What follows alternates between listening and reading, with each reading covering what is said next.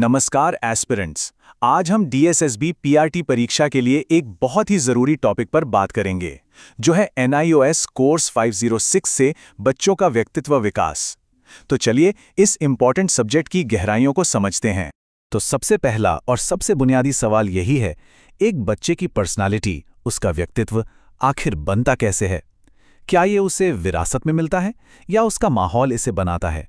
और एक टीचर होने के नाते हमारे लिए इस सवाल का जवाब जानना बहुत बहुत ज़रूरी है। आज के इस विश्लेषण में हम क्या-क्या कवर करने वाले हैं? पहले हम पर्सनैलिटी की डेफिनेशन को समझेंगे, फिर फ्रॉयड, युंग और एडलर जैसे मनोवैज्ञानिकों के सिद्धांतों को देखेंगे, और आखिर में ये भी जानेंगे कि आप इन सब कॉन्सेप्ट्स को अपनी क्लासरूम में कैसे इस्तेमाल कर सकते हैं। और हाँ, आखिर में परीक्षा के लिए कुछ खास प्रो टिप्स भी होंगे। ठीक है, तो सबसे पहले शुरू करते हैं और ये समझते हैं कि जब हम कहते हैं व्यक्तित्व या पर्सनैलिटी, तो साइकोलॉजिकल टर्म्स में इसका असली मतलब क्या होता है। देखिए, ये जो शब्द है पर्सनालिटी, ये लैटिन शब्द पर्सोना से आया है, जिसका मतलब होता है मास्क या मुखौटा, जो पहले एक्टर्स पहना करते थे। लेकिन मनोविज्ञान में इसका मतलब सिर्फ बाहरी दिखावा नहीं है। ये किसी भी इंसान के व्यवहार, उसकी भावनाओं और विचारों का एक पूरा का पूरा पैटर्न है। अब पर्सनालिटी की कुछ खास बातें हैं जो हमें याद रखनी हैं, और इसमें जो सबसे इंपॉर्टेंट पॉइंट है वो ये है कि व्यक्तित्व सिर्फ हेरिडिटी यानी आनुवांशिकता या सिर्फ एनवायरनमेंट यानी पर्यावरण से नहीं बनता। ये इन दोनों के इंटरैक्शन, इन दोनों के मेल का नतीजा है। और हाँ, ये डायनामिक है, मतलब ये हमेशा बदलता रहता है। चलिए अब आते हैं पर्सनालिटी की one of the most influential theories पर, जो है सिगमंड फ्रॉयड का मनोविश्लेषणात्मक सिद्धांत। फ्रॉयड ने हमारे मन की अलग अलग परतों को समझने की एक जबरदस्त कोशिश की। फ्रॉयड के मुताबिक हमारी पर्सनालिटी 3 हिस्सों के बीच एक लगातार चलने वाली खींचतान का नतीजा है।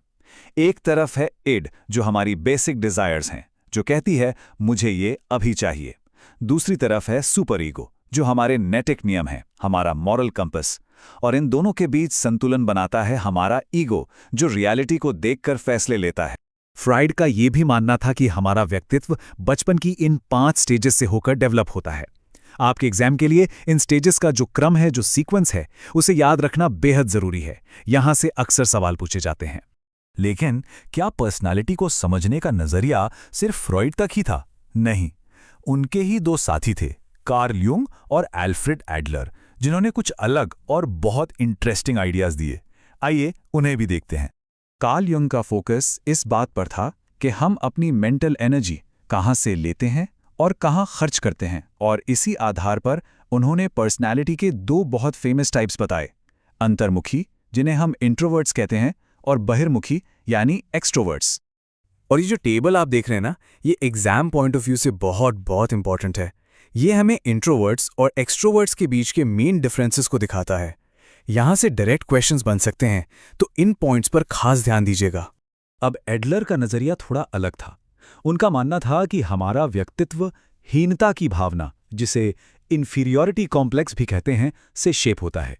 उनका कहना था कि हम सब बचपन में ये फील करते हैं और हमारी पूरी जिंदगी इसी भावना पर काबू पाने की एक कोशिश होती है। तो अब सबसे बड़ा सवाल, इन सारे कॉम्प्लेक्स थ्योरीज का एक टीचर के लिए क्या मतलब है? हम इस नॉलेज को अपनी क्लास में बच्चों के डेवलपमेंट के लिए आखिर इस्तेमाल कैसे कर सकते हैं? एज अ फ्यूचर टीचर, ये पावर आपके हाथ में होगी कि आप बच्चे के पर्सनैलिटी डेवलपमेंट को एक पॉजिटिव डायरेक्शन दे सकें। पर सवाल है, कैसे? चलिए देखते हैं। यहाँ कुछ प्रैक्टिकल टेक्निक्स हैं, जैसे सुदृढ़ीकरण या reinforcement.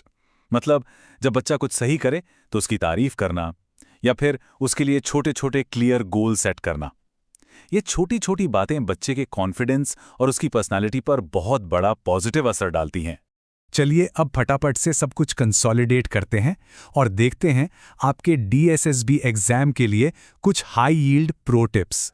Pro tip number 1, Freud की 5 स्टेजेस सीक्वेंशियल हैं: oral, anal, phallic, latency, genital. परीक्षा में इनका सही क्रम अक्सर पूछा जाता है, इसे बिल्कुल मत भूलिएगा। दूसरा और probably the most important pro tip, ये इक्वेशन याद रखिए। Personality is heredity multiplied by environment. व्यक्तित्व आनुवंशिकता और पर्यावरण दोनों का प्रोडक्ट है, दोनों का गुणनफल है। और तीसरा, फाइनल प्रो टिप, इस कोर कॉन्फ्लिक्ट को हमेशा याद रखिए। इद यानी हमारी इच्छाएं, ईगो यानी वास्तविकता और सुपर ईगो यानी हमारी नैतिकता, इन तीनों के बीच का जो संघर्ष और संतुलन है वही फ्रॉइड की थियरी का कोर है। तो अब ये अंतिम विचार आपके लिए है। अपनी फ्यूचर क्लासरूम में आप हर बच्चे की यूनिक पर्सनालिटी को समझने और उसे निखारने के लिए इन सिद्धांतों का इस्तेमाल कैसे करेंगे, इस पर सोचिएगा जरूर। आपकी तैयारी के लिए बहुत बहुत शुभकामनाएं।